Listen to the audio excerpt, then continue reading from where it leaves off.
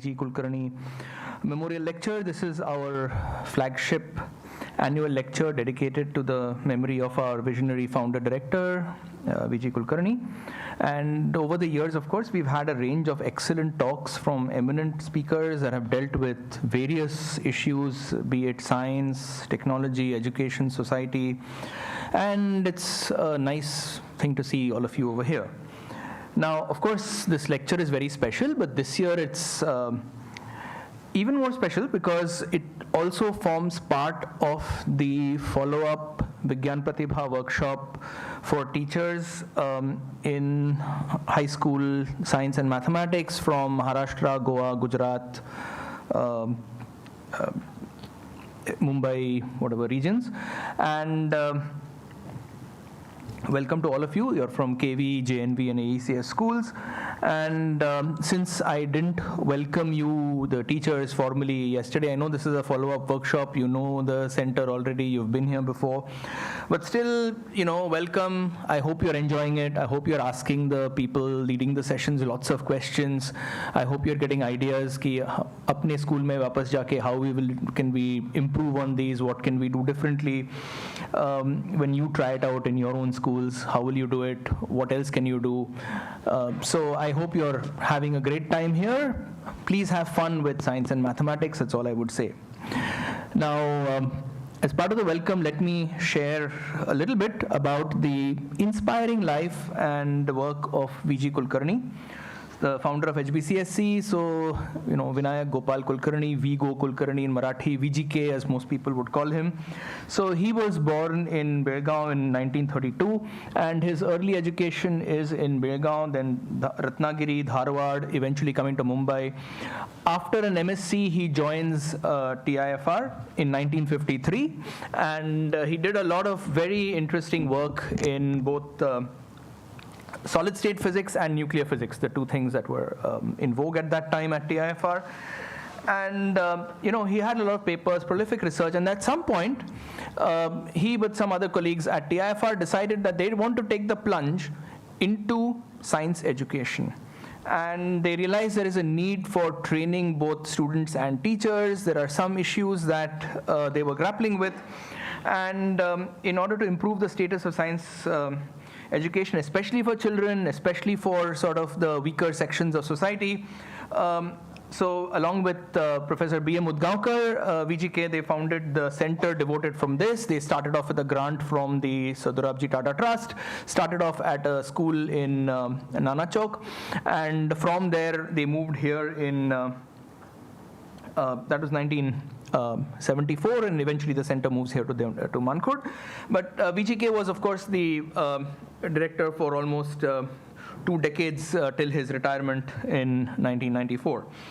And one of the things he was very particularly keen to look at was the role of language in the learning of science, in particular Marathi. And he did a lot of work in this, focusing on what is the role of language, English versus Marathi, when you want to learn science.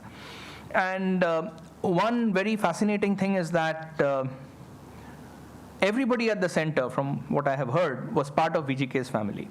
And similarly, VGK's family was also considered the center as, part of their family. And for many years, Mrs. Vijaya Kulkarni used to come herself for these lectures. And today I'm delighted to see Anita ji over here. Thank you for your support over all the years. And of course, for the speaker of this year, you will hear the formal introduction of Professor Ajit Kembhavi.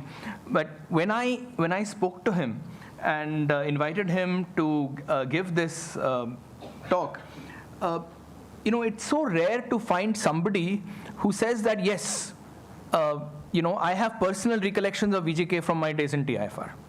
So it's really nice to have somebody who has had first-hand, interactions. And we are eagerly waiting to listen to you.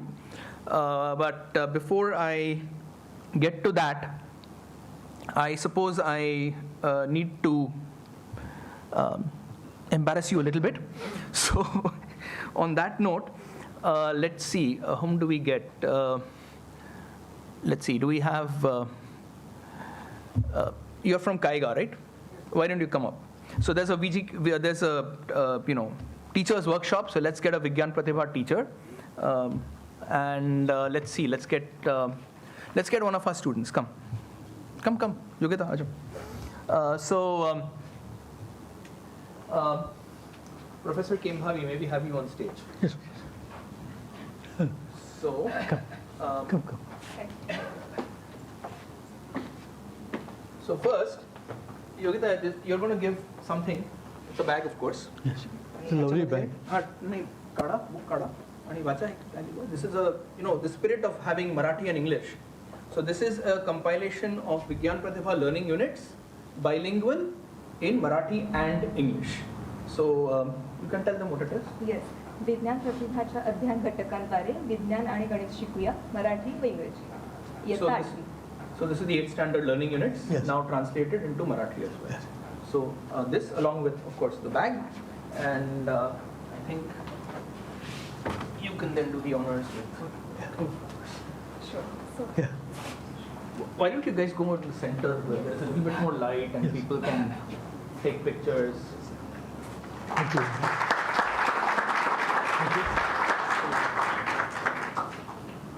Thank you very much.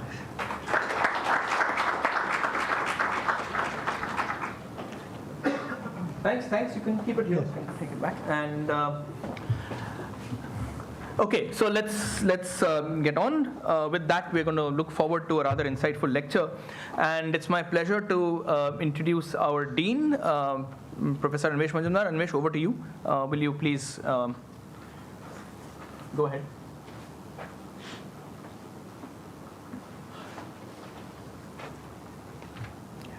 Good afternoon and welcome to HBCSE. So it's my pleasure and privilege to introduce today's eminent speaker, Professor Ajit Kembhavi. Professor Kembhavi is Professor Emeritus and former director of the Inter-University Center for Astronomy and Astrophysics, IUCAA Pune, an institution that he was very much a part of building up along with its founder director, Professor Jayant Vishnu Narlikar. And Professor Kembhavi is, of course, known as one of the noted astrophysicists of India, and I will come to his research in a bit. But he has also been a visiting distinguished professor at IIT Kanpur.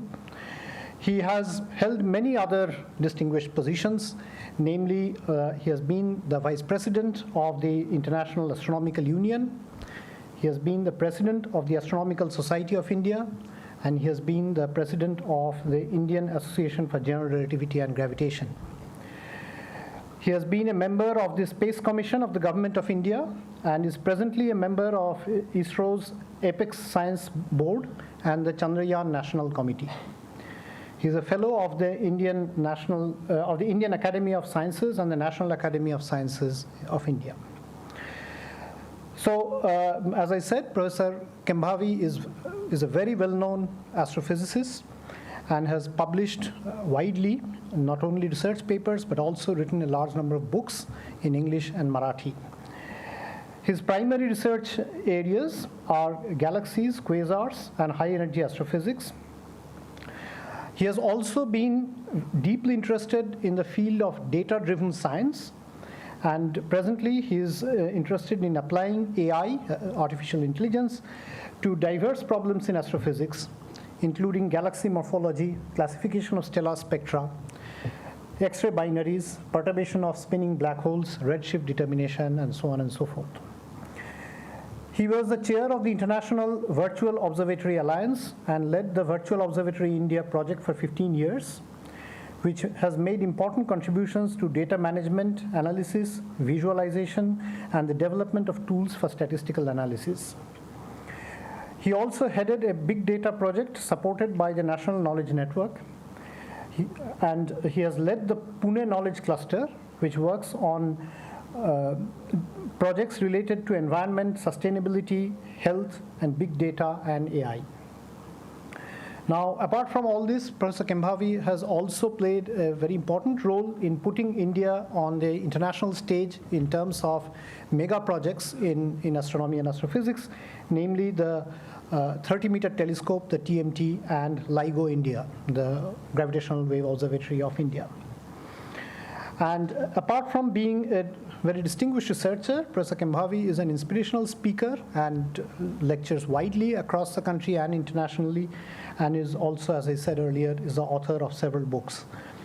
So it's my pleasure to welcome Professor Kembhavi. Professor Kembhavi has also been on the National Steering Committee of the Science Olympiads for a few years earlier, and he has been to HBCSE earlier, and it's my pleasure to welcome him again to HBCSE. Professor Ajit Kembhavi. Thank you.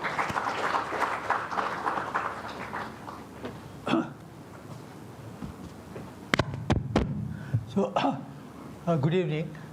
It's a great honor for me to be present here to give the VG Kulkarni Memorial Lecture. I thank Arnab and his colleagues for inviting me to be here. Always love to come to this place, do it from time to time.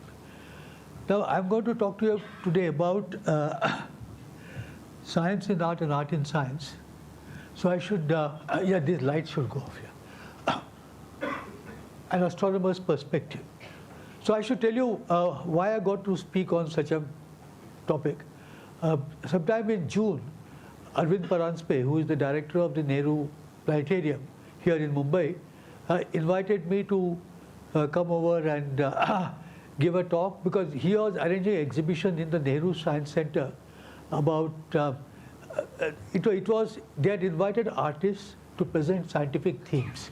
So he wanted me to speak on art, science in art. I said, no, I'll talk about science in art and art in science, because that's the way I look at it. And so I gave that talk. And then when Arnab asked me to give the VG Memorial Lecture here, VG Kulkarni Memorial Lecture, and then he wanted some theme in astronomy. And I think it's exceedingly boring to tell people about black holes. Everybody knows about them. And then that public outreach, teaching of astronomy, I said, who am I to come to the Homi Bhabha Center and talk about that? Okay, so then I suddenly realized that I had this talk, and I spoke to them, and then they said, fine, that will do. So I'm going to try to give this talk. So I cannot draw, I cannot paint, I can't do anything. The only thing I could do properly was I could draw very complex graphs in the old days when one had to do it by hand. Okay. And then we used to do it by hand and then take it to the TIFR workshop where they put it on these tracing papers, etc. But that's the only thing that I can do in terms of art, but nothing else. So my understanding is very small, but you know that sometimes you start talking about things that you don't know. So we do it, and it works sometimes. So then I should say about Dr. Kulkarni, the 24th lecture. So Arnab said that I had interacted with him, but I had only visually interacted with him. You see, what happened was that when I came to Bombay from Hubli to start my BSc, the last 2 years of BSc. I had finished my 12th standard by the current day reckoning. And then one of my colleagues here, one of my classmates, told me that there is an institute called TIFR, and there's a professor called Udgaonkar, and he conducts these classes for science talent people every Saturday, second Saturday. And I had never heard of science talent examination before, but they said that in spite of that I could go. So I started going there, and then I looked at TIFR, the thing, and saw the canteen, saw the sea, saw the library. I said that this is my place, I should be here. Okay. So we started going there just as often as possible, and I started doing a project in the nuclear spectroscopy group with Professor M.C. Joshi, and a couple of friends and I. And we would go there as often as possible, a little bit for the science, but mostly for the food, which used to be really excellent and very low cost, so we could afford it in the West Canteen. But then we used to see Vijay Kulkarni, because he was also, I believe, in the nuclear spectroscopy group, and we used to see him.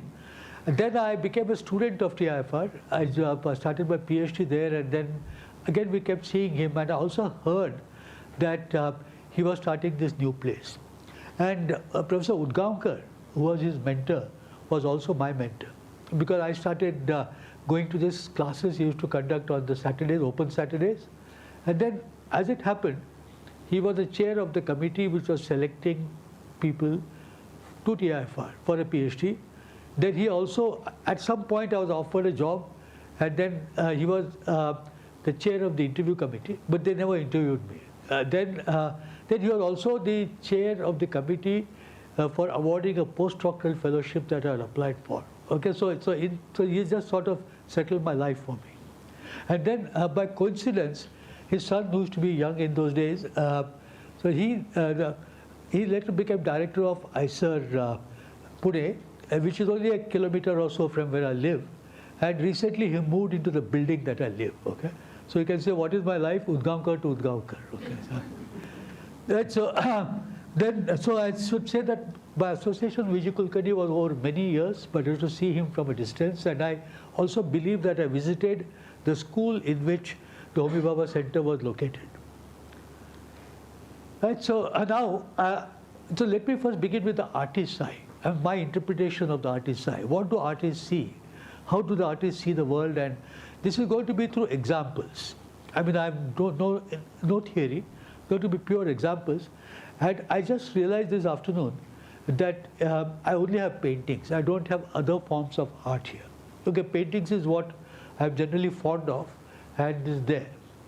So now if you look at a painting like this, the flying Gandharvas in Ajanta, so it's completely imaginary, right? So now I was just telling my friends today that these days highly educated people believe all of this is literally true. Okay, but the artists who painted this in the caves, they did not, I mean, they did a visualization. So they visualized it and then they're flying, and you can see the extreme beauty in it all, the colors, and just imagine how they would have been when it was first painted. I mean, that is my great ambition, is once I should get a visualization of one of these great buildings anywhere in the world when they were new. Okay, because we see them as monuments now, and they're typically colorless, but they're all extremely colorful. Okay, so there's a visualization of that. And here you see Bodhisattva, and look at the difference in the expressions of the two faces. Okay, so here it is extremely contemplative. There I don't think it is contemplative, it is serene, but not contemplative. Okay, so just a few brush strokes changes can change the mood completely. I mean, I will show you such comparisons as I go along. Right? Then the Impressionist paintings. Okay, so the end of the 19th century, the first 1 or 2 decades of the 20th century. Okay, so they painted the most mundane scenes. So this is a whole series of paintings on water lilies made by Claude Monet. And I thought there were 5 or 10. I mean, I have seen some here and there in museums, but apparently there were 250 of those. Okay, so this was a garden in this place called Kembhavi in France. And you can see the color which comes out of it. This is a completely normal scene. And when we travel, when we go to rural places, when we walk we see all this all the time. Okay, but the way it has been expressed here, the reeds, the bridge, so there is a great deal that the artist is seeing, which other people also detect the same photons, but their brain interprets them differently. Okay, so then here is a more complex scene, and this is a painting called A Sunday Afternoon on the Island of La Grande Yacht, and it hangs in the Art Museum in Chicago, Art Institute in Chicago. I have actually seen it. It's very large. I mean, it is like 2/3 of this wall here, and you see how simple it is. Okay, they're just people there relaxing, and you can see the sunlight, you can see the colors, and you get a complete thing like this. So we see such scenes quite often. Okay, but then you need to capture them like a camera. Okay, you see, again and again I'll be showing you examples of that, how beauty is seen in completely ordinary forms, right? And then it is recorded in such wonderful ways. So this requires tremendous skill. And many of these painters were not recognized when they were doing it, because you see that there is nothing divine here. Because nature is divine to that extent is there, but there are no the usual divinities anywhere here. There are no people in this scene.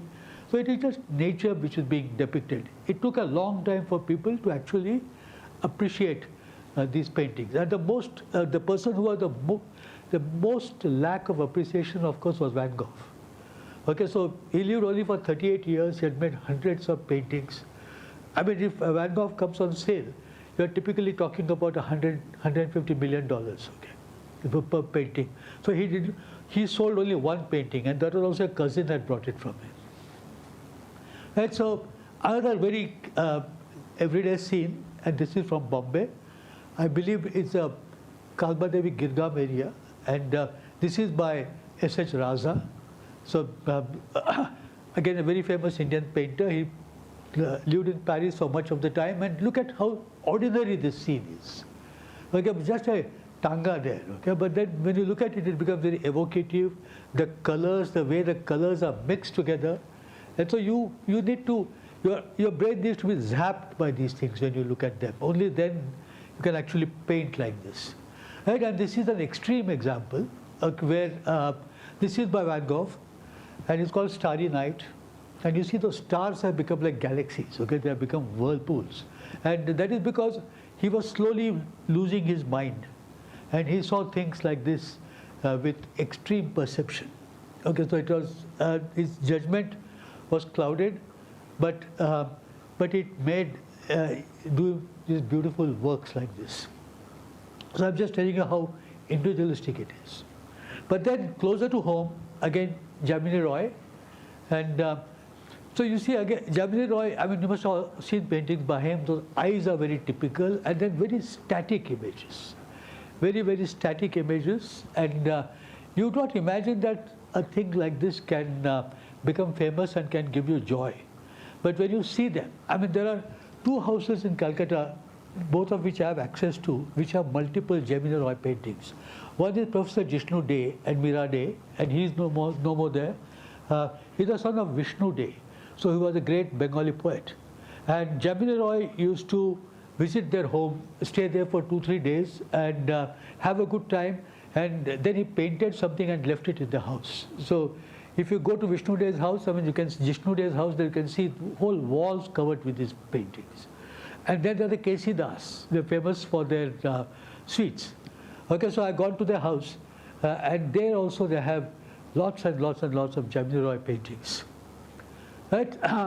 And then you see again an extreme case, just like I showed you an extreme case of Starry Nights. There's also an extreme case where there's distortion. And this is by Picasso, of course. And people will say that I hate this, I can't bear to see it, and so on and so forth. But look at the elegance in it. I mean, look at the eyes, look at the lips, look at the nose. And it has been distorted in such a way that you don't have to go around a person's face in order to see different aspects of it. It's like unfolding. So when topologically you can do that. I mean, just imagine taking a sphere and unfolding it and putting it on a plain piece of paper. You have seen those kind of maps which are present. And this is what Picasso is doing. And if you don't run away because of the shock, look at it long enough, and then you'll start seeing the profound beauty which is there in a painting like this. But all extremely subject to interpretation. But this is just a counter example to Jamini Roy's static paintings. Okay, and look at this one, how elegant it is. Okay, it is just this black thing on canvas, and it's an original. And just like I told you that there are these houses I have access to, this one happens to be in my house. Okay. So I realized that it is an extremely good counterpoint to what I have here. And so I just photographed, but you see that there are all kinds of reflections and things in that because I couldn't take it down and do it. Then, now how an artist can completely change the mood of a painting. So this is by Modigliani, and he always again painted very simple things.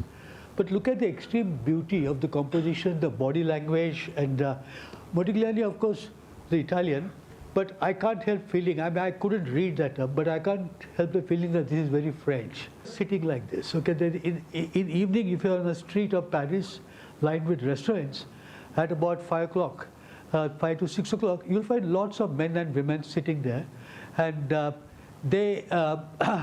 they'll be having a drink, a glass of wine before them. Many of them would be smoking, and they're totally and utterly relaxed. Okay, so they don't have to run to catch a local. Even if they have to do so, they say, "Me ata ita basna rahe, aramat." And I believe that is why what makes French people special in many different ways, the ability to relax. But here, what we are talking about is the ability of the artist to make you feel that that person is relaxed, right? But then, what about the ability of the artist to show action? Look at this. Okay, again, a very famous painting by Renoir. Okay, the dance at Boogie Wall, and you can see here the people sitting at the back. You feel that if you make the volume louder, you can hear them talking. Okay, right? And then those streaks at the back, they are the ones which are setting up motion, right? And then you see that you feel that these people are turning when they are dancing. So my aim in showing you these is that an artist can either produce an air of complete calm and repose, or an air of joy, exuberance, and motion. God knows how they do it. I mean, if I knew how they do it, I would do it myself, of course. I don't understand it, but I'm glad to be able to find these beautiful paintings, and I've seen many of them. Now, when you come to abstraction, Rothko, you must have seen these things by Rothko, and then they are all like this, and you feel that you can do it. I mean, why need Rothko? And again, their sale prices are literally astronomical. Okay, and then but there are many people do it. I mean, I've seen, but there is something about these which you don't necessarily understand, but you can feel the depth and the depth in it. Now, a similar thing by Swaminathan. There are several paintings by Swaminathan. One or two are very similar to this in TIFR. Okay, so you can see them. I've been seeing these paintings in TIFR. So when I first went to TIFR, I saw those paintings. I said, "My God, what is this?" And then I went to the library. I sat outside the library. There used to be a very beautiful small foyer on which there were different kinds of magazines. I'd never seen those magazines before. And then I looked at it, and there's a magazine called The Economist. So I started reading The Economist at that time. When I was 18, I still read it now. Okay, so then there used to be crazy things, like because Bhabha was interested in everything. So there's a Marg, there'll be Punch. Okay, and then there's a thing called International Defense Review. Okay, and then I used to read International Defense Review. So they used to advertise flamethrowers. Okay, because how beautifully they can kill people. Okay, so because they said that's our business. So, but now I got to read all these things, and I got to see these paintings, and that makes a difference to you. Right? And then, can you tell me who this painting is by? Pardon me? No. It's a protostar in the Orion Nebula. Okay. And so it is a picture of gas and dust. You can't really picture gas, but then dust in the thing, and then there are nascent stars there which are illuminating the gas, and then you are seeing it. Right? But here, as I've seen that all these things, I mean, when you see paintings like this, I've been saying that they are in the artist's mind.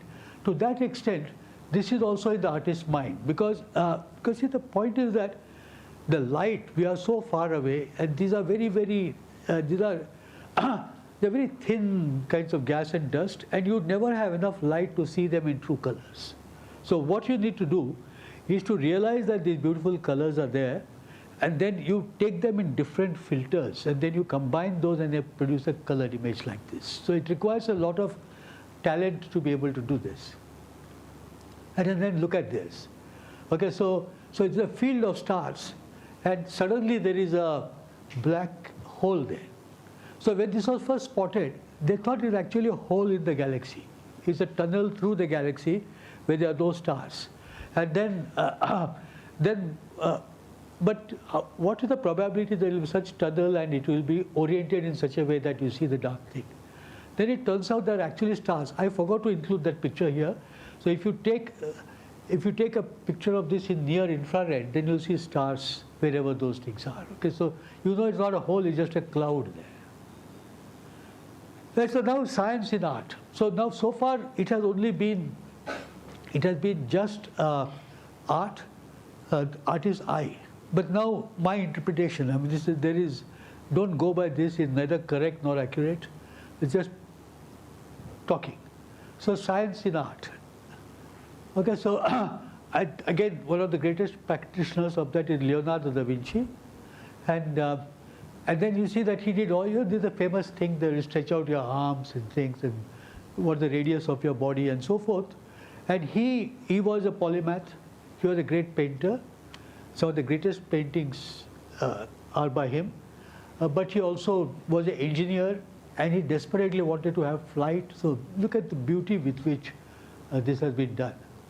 Okay, but when you go to his artistic thing, okay, look at this one.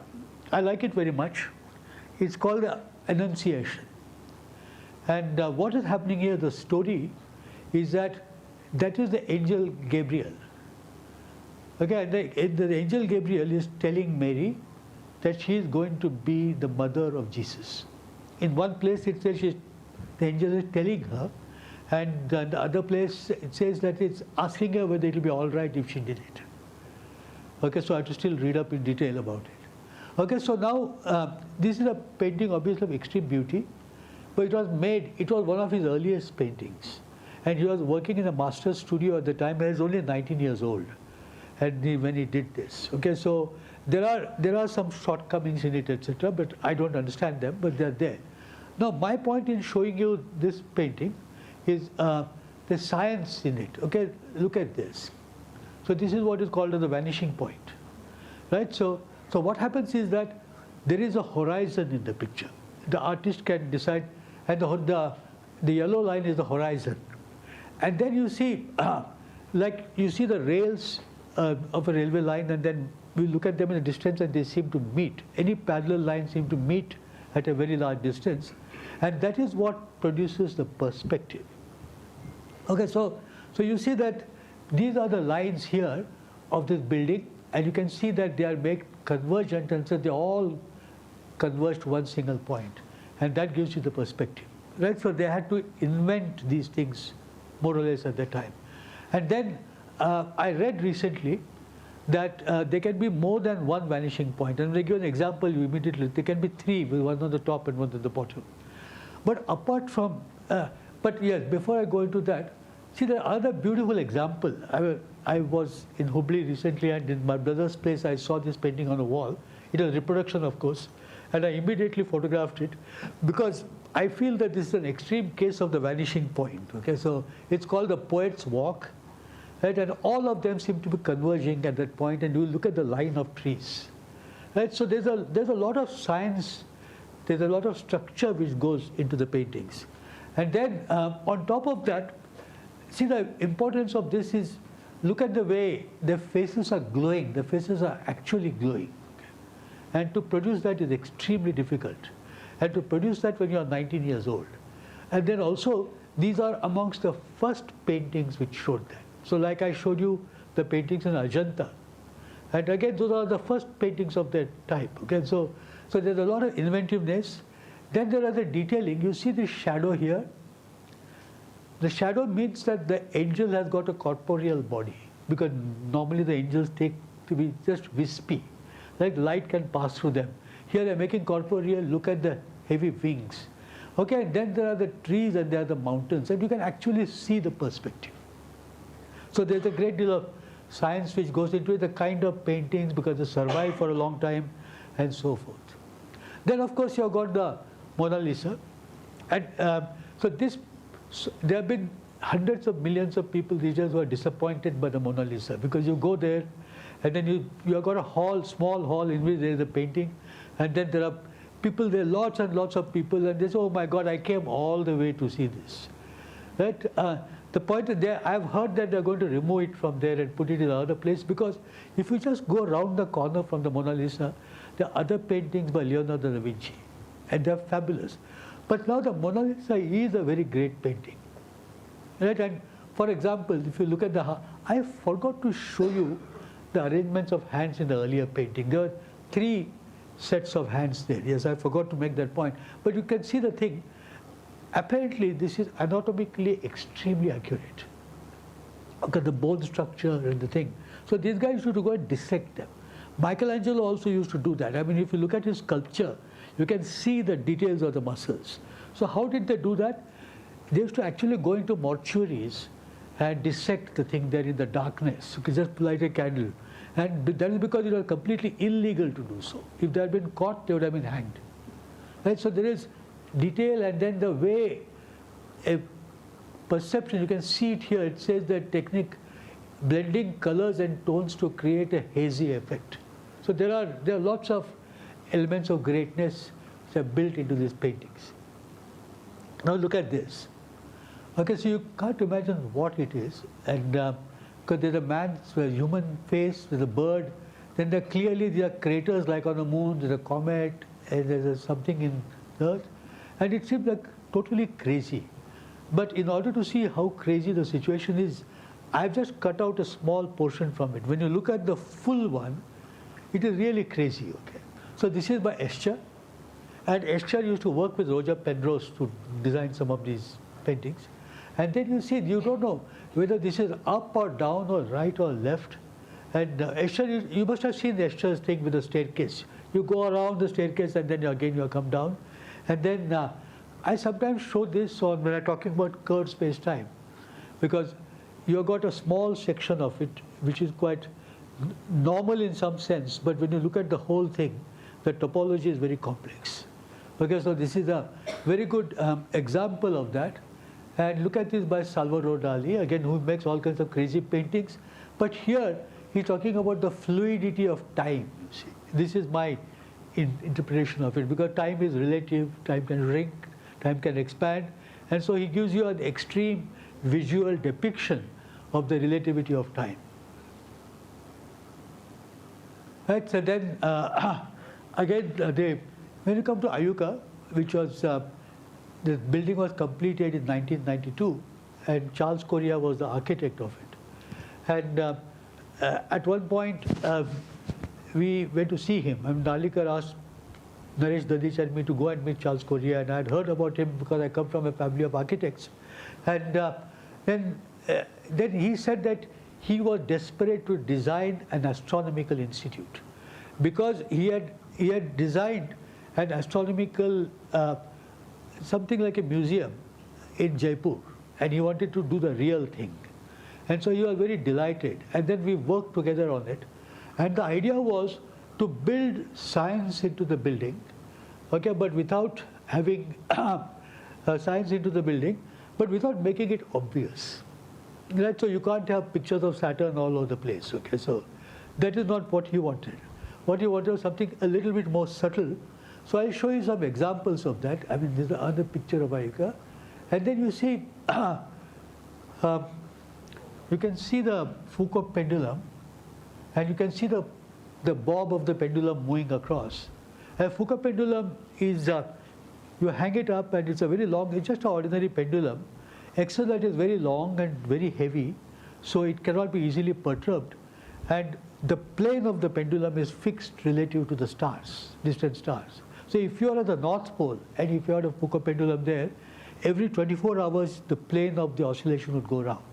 So if you go to the IUCAA pendulum, and then you see, you look at the plane of the oscillation, come back after 2 hours, you see it will have changed. And if our sky were permanently covered by clouds, you would not know that there are the stars, or you would not know that the Earth is rotating. But if you constructed a Foucault pendulum, say, my God, there is something strange happening. Okay, the ground that I'm standing on seems to be going around. Okay. So you could discover the rotation of the Earth simply by looking at the Foucault pendulum. Now here's a picture of the night sky. And this is just an ordinary picture of night sky, no Hubble Space Telescope, nothing. And you'll see about 4,000 stars like this. So then Charles Correa said that he had an idea. He said that let us reproduce the night sky in IUCAA in such a way that you can see it at daytime. Okay, so that was done by building this dome. Okay, so there's this beautiful dome there, and I think outside IUCAA canteen, many people will have seen it, and then there's a dome. Okay, and then Professor Rana, he worked out the positions of the stars in the night sky above Pune on the 29th of December 1988. And that was the day when the foundation stone of IUCAA was laid. And then he actually went up. He was a heart patient, he could barely walk, but he insisted on going up the ladder, and then he made those holes. Okay, so during the daytime, if you go up, you see the night sky. Okay, this was a crazy idea, but it worked extremely well. And this is the traditional motif there below the dome. Then here, you can see the main IUCAA Kund, and these are the lobes of the thick accretion disk, and here's a jet which is going out. And you can see that this is what, I'll show you this again. And then these are, we transplanted about 50 trees, okay, the banyan trees, and all of them survived. Then, but these two trees we forgot to transplant. Right, and then we were standing here in the Kund. It didn't look like this, was very dirty at the time. And then Charles Correa said, these trees have to go. Then I said, no, they are not going. Then he said, give me an idea. So the idea which struck me was that you can treat them as stars.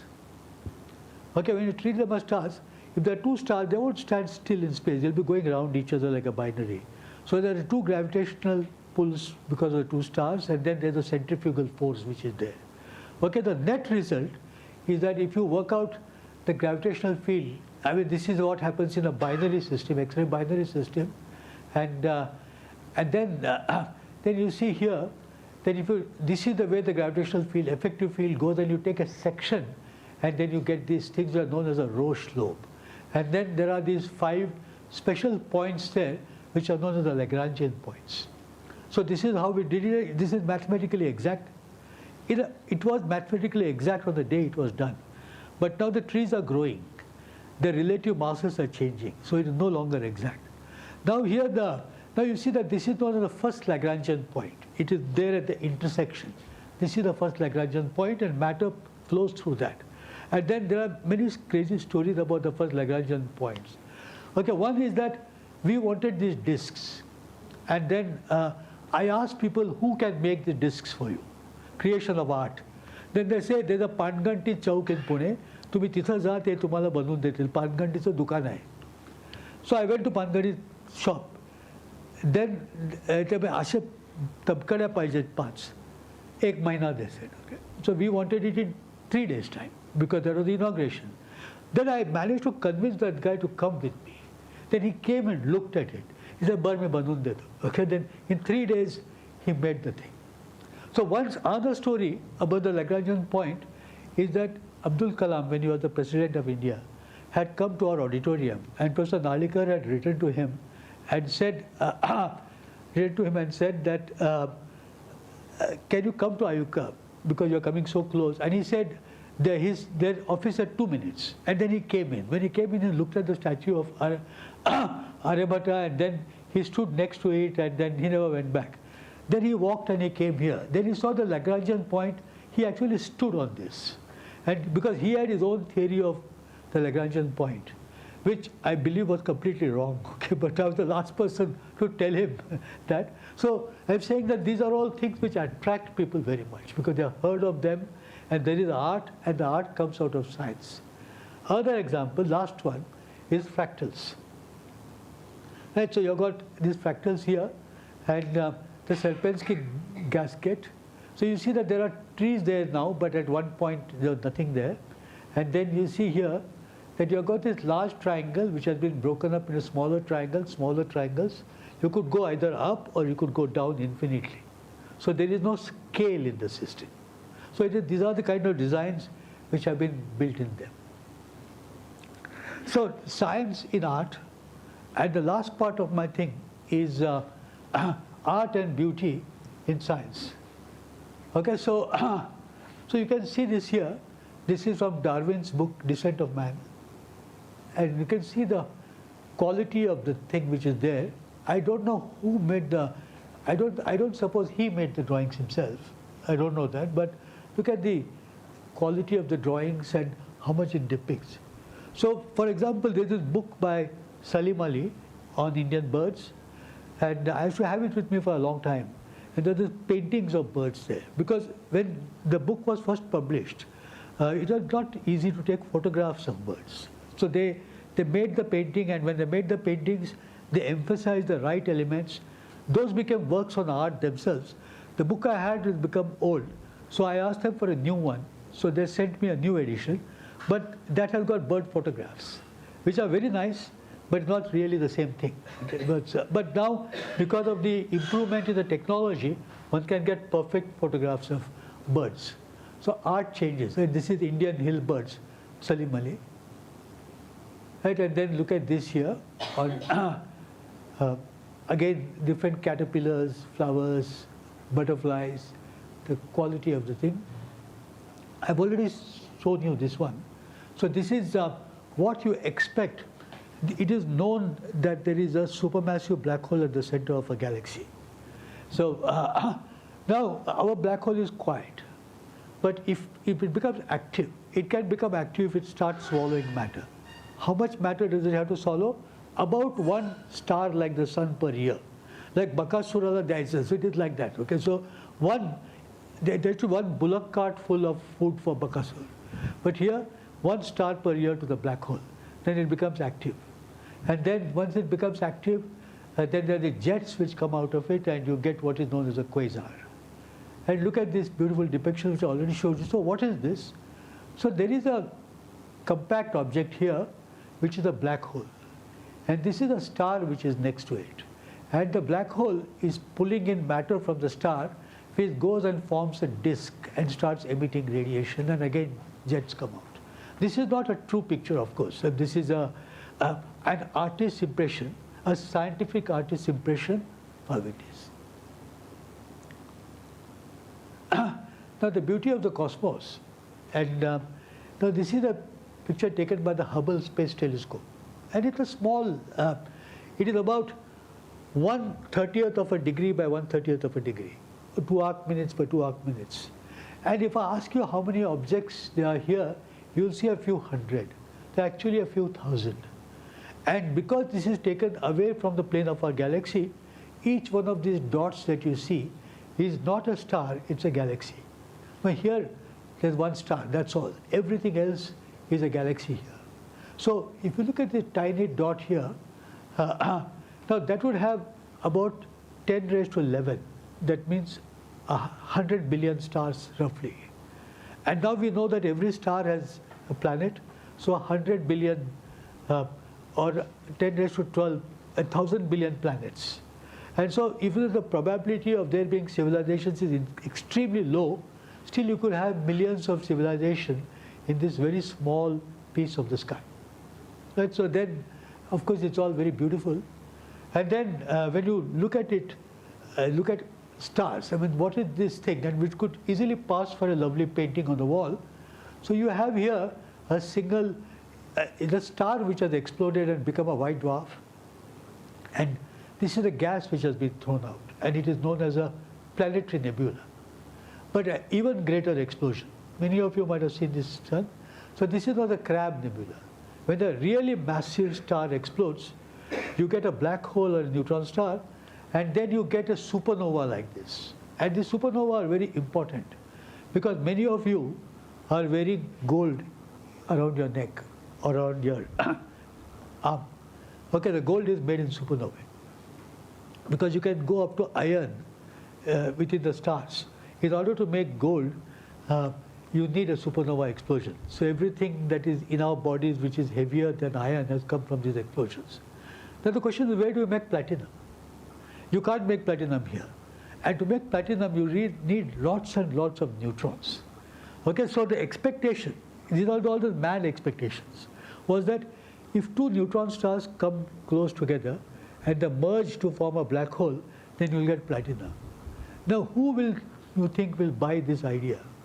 But in 1917, the LIGO detectors actually detected a merger of neutron stars to form a black hole, and they got platinum there. Okay. So which means that some of these ideas, they work out. And this is what the GMR, this is actually a VLA, but the GMRT in principle can see these at low frequencies, is that this is a galaxy which is emitting radio waves, and these are jets which are feeding them. Now this is a beautiful picture of our own galaxy.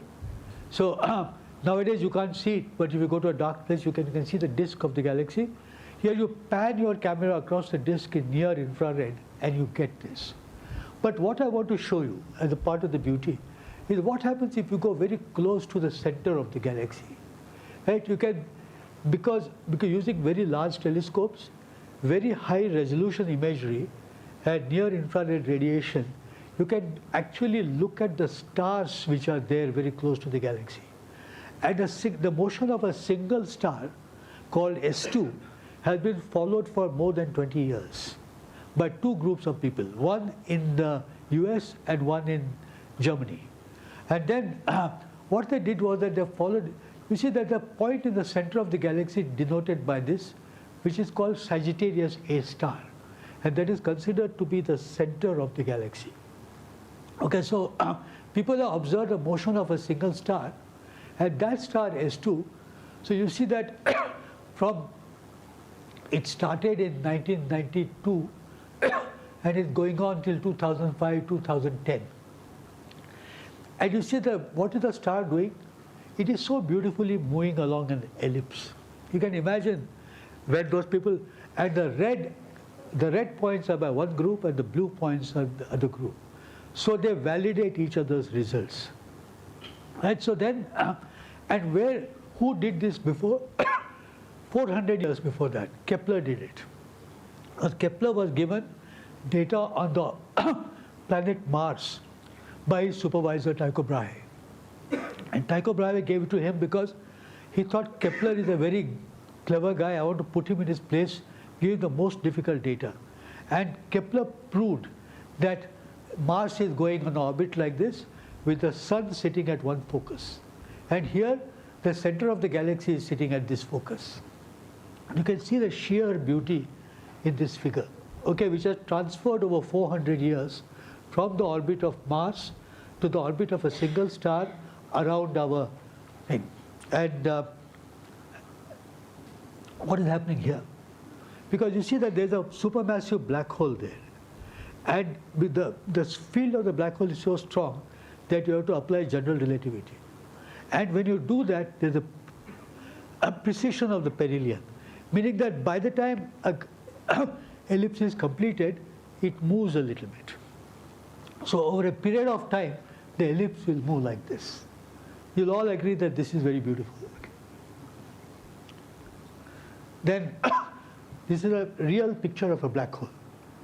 So the black hole is the center. You don't see it because it's sucked in all the photons, the event horizon.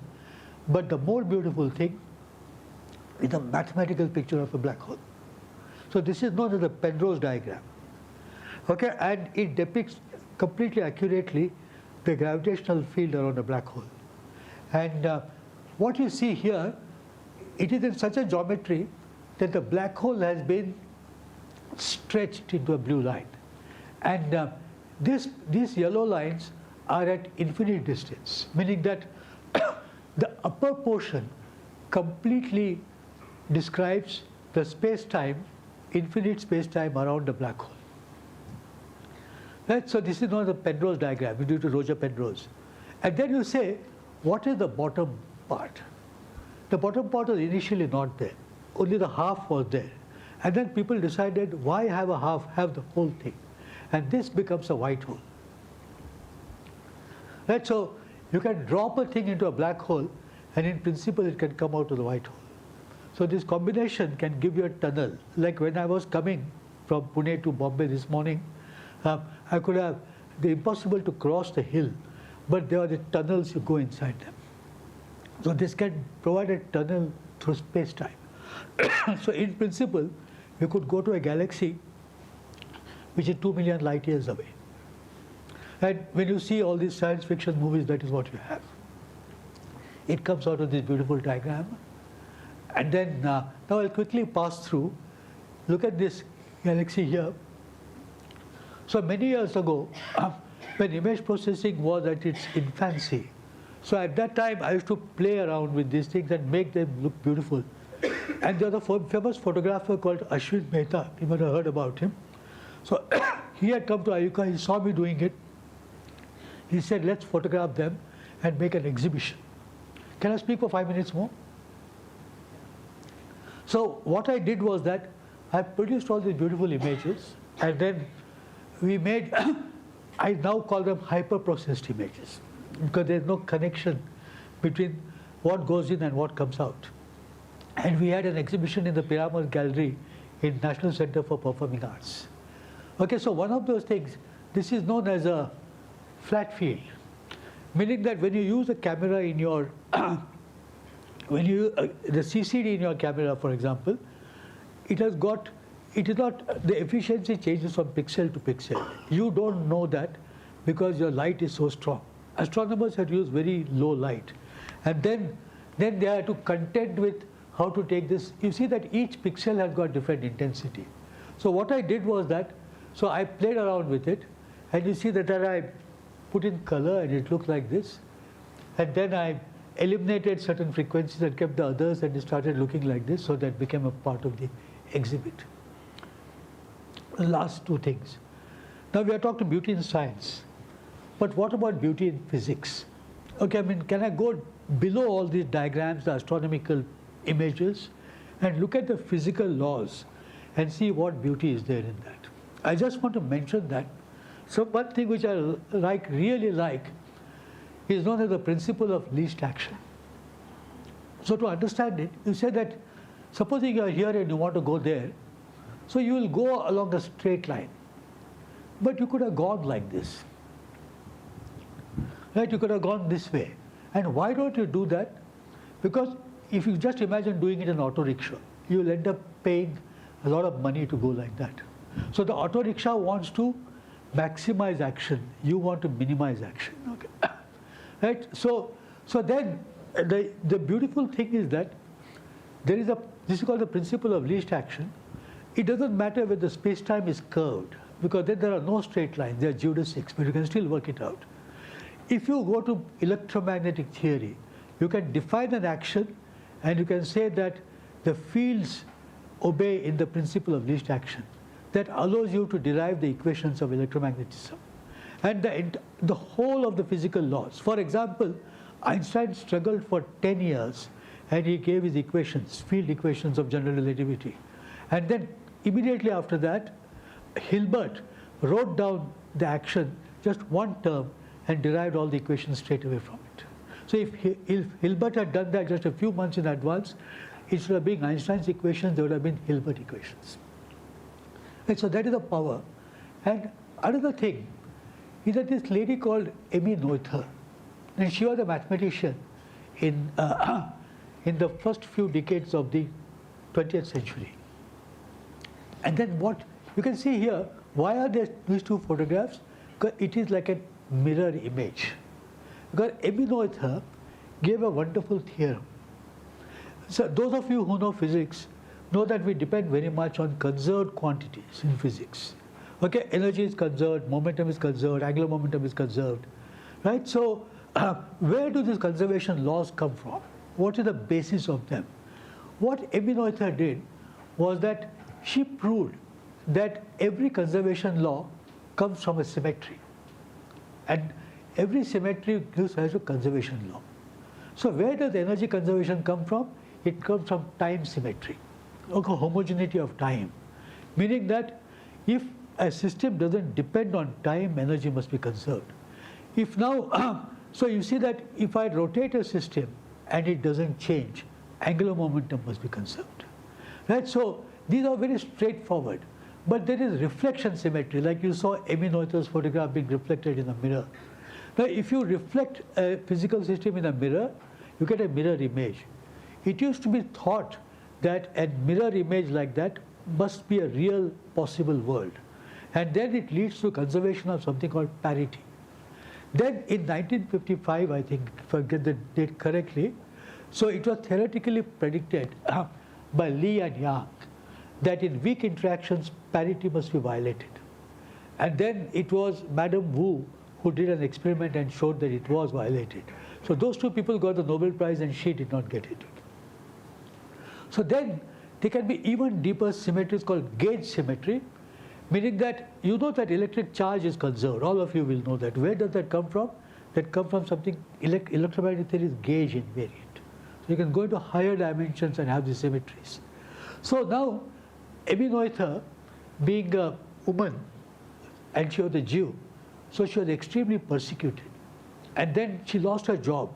She used to have a frugal income, that's also went off.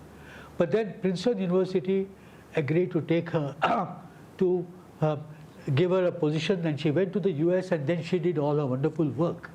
And when she died, Einstein wrote a letter to the New York Times. Okay, and that letter as an obituary. This must be a singular honor.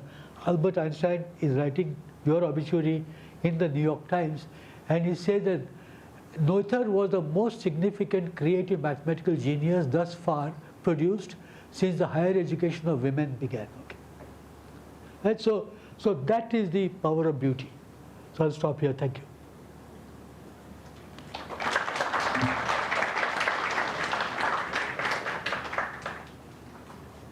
Any?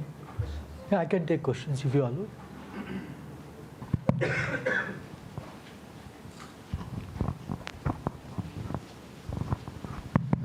Thank you for a wonderful talk. I have a question. I don't know how to put that in words. So my first part of the question is, there is an artist, let's talk about human artists for now, the first half of the talk. So there is an artist who makes some art with some intention or maybe not, and then there is an audience. Is the interpretation of art entirely based on what audience see, or it has to have some function of what the artist intended? See, the artist is the provocateur, right? So who has made the painting? The artist has something in the mind, and people may or may not like it. Now, people like Van Gogh are great examples of that. No one wanted to like what he painted, right? And but there were a few people here and there. For example, there was a family in the Netherlands called I can't pronounce it, Müller. Okay, the wrong pronunciation. And what they did was they just kept buying up Van Gogh paintings. And then now, right in the center of the Netherlands, they made a Müller museum where you can go and see it. So now, everybody is dying to appreciate his paintings. Part of it is induced, meaning so many famous people like it, so I must also like it. But on the other hand, the interpretation can change. One more part. So now when we are seeing AI now able to produce some sort of art, and it's hard to argue whether AI had an intention of doing something. It will likely say, I minimize the probability of humans disliking it, so this is what pixels arrangement I have. So now when people start to interpret without knowing what the artist intended, so how the art interpretation in this era would work? So I really don't know. I mean, we are just at the beginnings of it, right? And so whether you'll like it, whether you'll not like it, and whether you'll fake it, and you really don't know. So these are things which are worried about, okay? Because, for example, they can write plays, they can do things. So the question is, if you send it to Mr. Ketkar, are they going to publish it? Okay, so. That means Leela, okay, yeah.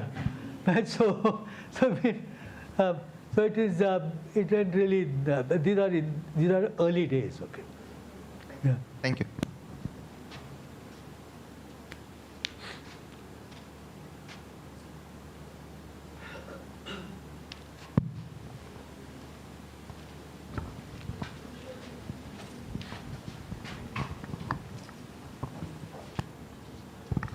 Thank you, Professor Kembhavi, for a fascinating talk. So my question is, can you please share, I'm assuming that you don't have formal training in art. And No, I'm untrainable in art. Okay.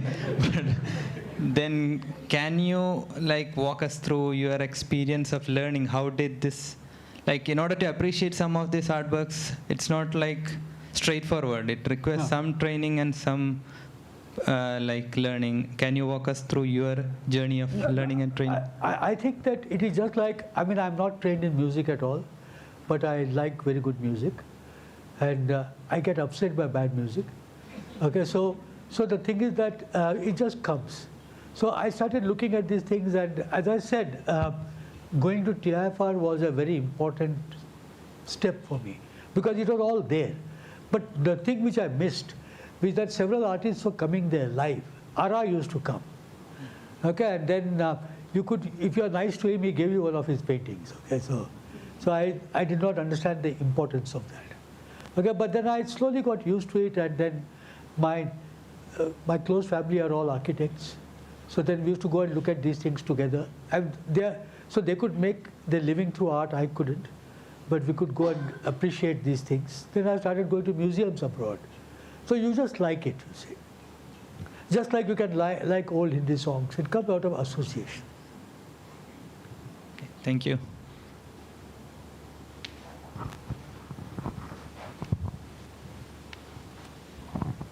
More questions? The speaker? Yeah. Like Bhabha was an artist himself. Yes.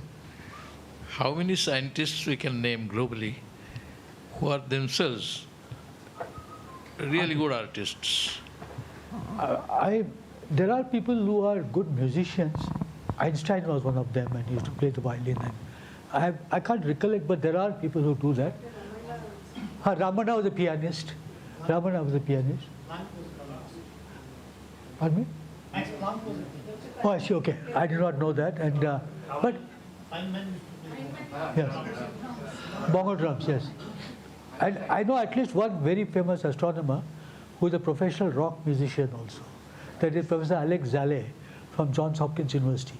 So what happened was that he apparently, when he had finished his PhD in Hungary, and then he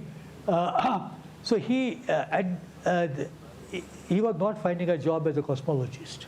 So he decided, and then he was also doing rock music. So he decided to go to rock music. But just then he had written a review article, which a great astrophysicist called Joseph Silk read, and then Alex Zale remained an astronomer. But Alex Zale occasionally tells me these stories, and some of them are, I don't know whether to laugh or to cry when I hear them. So he said that he was been talking about dark energy. And dark energy was first predicted by Einstein. And then he thought it was wrong. And now he said that there was a Hungarian mathematician called Eötvös. And he said Eötvös had come to his house, to Alex Zale's house when Alex Zale was still a young person. And then he and Eötvös went to for a walk. Then Eötvös says, tell me about dark energy. And he told him about dark energy. And at the end of it, Eötvös said, the last time I asked this question, it was to Albert. Okay. Albert meaning Albert Einstein. Yeah, so it was that these things are there in the air. And one more completely different question. Now that we know that there is not just one universe, but multiple universes, or what you can call multiverses. So has the notion of multiverses been painted in some other form, in abstract? I should look that up. I mean, that's an interesting question. Because people paint black holes, and in fact, I have in my house 2 paintings which somebody presented to me recently. And one of them, she said, is a very beautiful professional painting. One of them, she said, is a black hole. And she didn't know what the other one was. She had made both of those. And I said, the other is a white hole. I have them on my camera. I'll send them to you. Okay, I completely forgot to include them when I showed the black hole picture. So it all comes out of things.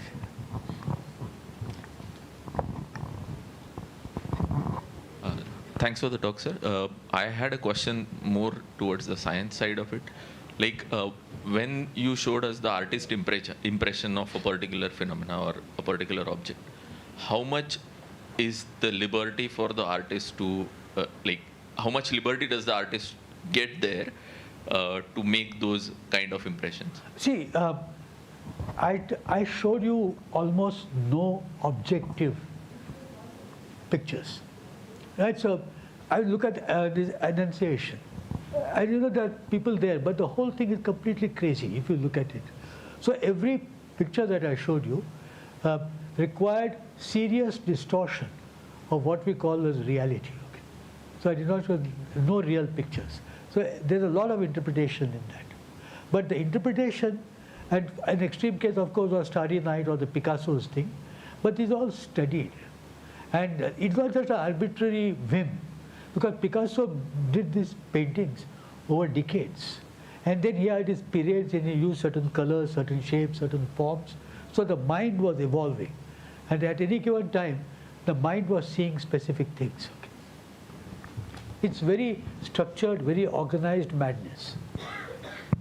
I just want to make a comment. Yeah. That you have, blended so beautifully the art and science, but this is something which is missing in our education system. That was a topic very close to my father. He used to always say that students who want to study science, they all will say that we will keep languages in option. We will keep music in option. So this is very wrong, and somehow in our education system we are not being able to groom our students in a way that they become multifaceted, or they have interest in various topics. Maybe they will study a core subject, to get a degree, or whatever may be the reason. But doesn't mean that a physicist should not like music, or physicists should not appreciate a good play. Yes. But this is what is happening, and we are lacking in that. You see, the command over language is very important for the correct expression of science. That is, people have stopped believing that. But what little respect was left is completely gone because of ChatGPT. Okay? So now, it just writes everything for you. So there's nothing, soon people are going to become completely dumb. But I mean, the world evolves, it changes, it goes, and one should always be optimistic. So you never felt like you were so painting something? I feel like it, but I can't do it. जे जमते है तो जमते, नहीं जमते नहीं जमते. In fact, I feel you have been very lucky that you studied. You joined TIFR, Yes. and I consider myself lucky because I studied at the TISS. Yes. And as a part of curriculum, we were shown different pictures. That there was a topic status of women, and Dr. Suma Chitnis used to be so enthusiastic teaching. She showed us a film, Bengali film called Megha Dake Tara, which was similar I've to seen that one, Poshtatil yeah. Mulgi. This is the status Yeah. of women, and anything which is audio visual, you see the impact is long lasting. But this is the creativity of the teacher, how to teach, and not many teachers are like that. I'm sorry to say that. No, I just want to say, you said that I was lucky to join TIFR. I completely agree. But maybe I was luckier to leave it. Okay. Let's see. Thank you. More questions?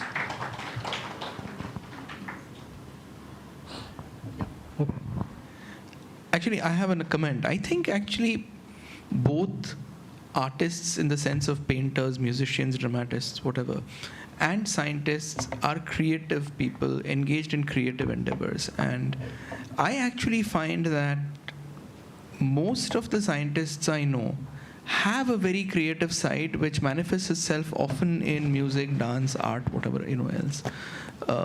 Maybe it's different these days. I mean, people could be doing digital art or doing other forms of art, but I think that creative spark is still there. I mean, to do good science, you have to be creative. To do art, you've obviously got to be creative.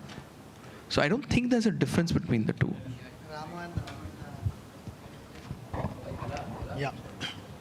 So, sorry, just before ending.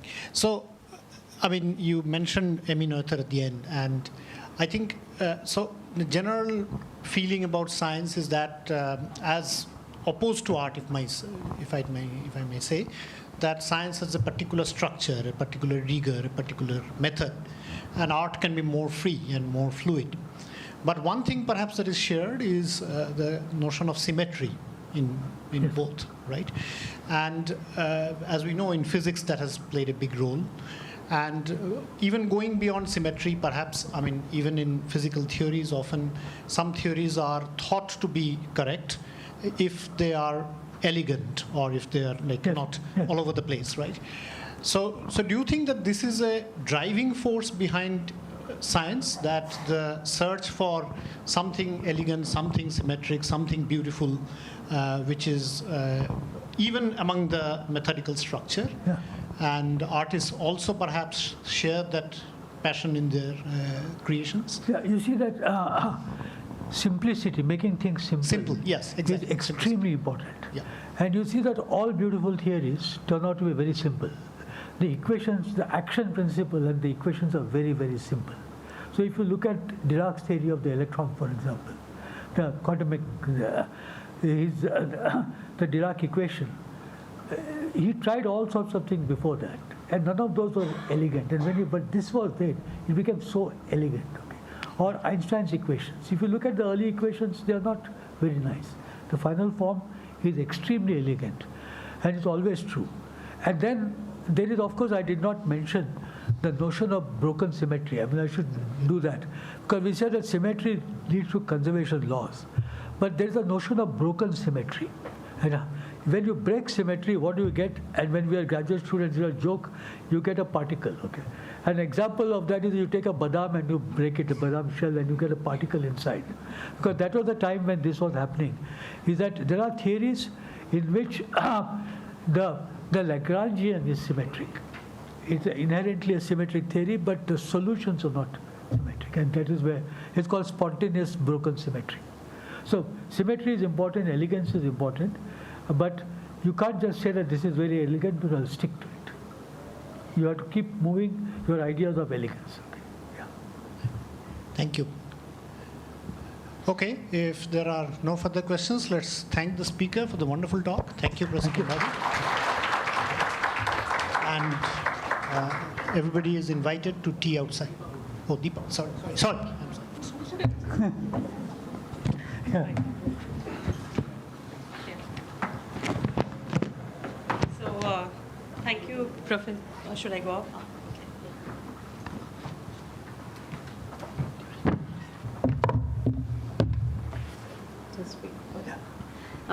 Thank you, Professor Ajit Kembhavi, for that insightful talk. I'm sure it was not just melody to ears, but also melody to eyes. I have not seen like a single sentence or word written on the slide. It was all through pictures, but we did learn a lot about, how we did learn about stories of art, but through his eyes. So I would say a scientist's perspective about art in form of structures, in form of detailing, in form of symmetries was really wonderful, and we all enjoyed it. There are many in the audience. There are many teachers. And it was quite an interesting conversation about how one can culminate art in science and science in art. So I think you'll take that message forward to students, and hope to bring some nuances based on the discussions that we had in today's talk. So I would also like to take this opportunity to thank VGK's family who is here. So we couldn't do this in the beginning, but I would like our Center Director, Professor Arnab Bhattacharya, to present a bouquet to Anita ma'am, just as a token of appreciation and love. It's the other one.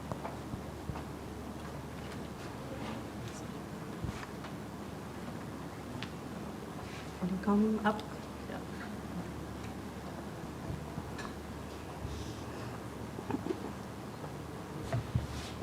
Sorry. You want to come in the picture? Yeah. So? Yes.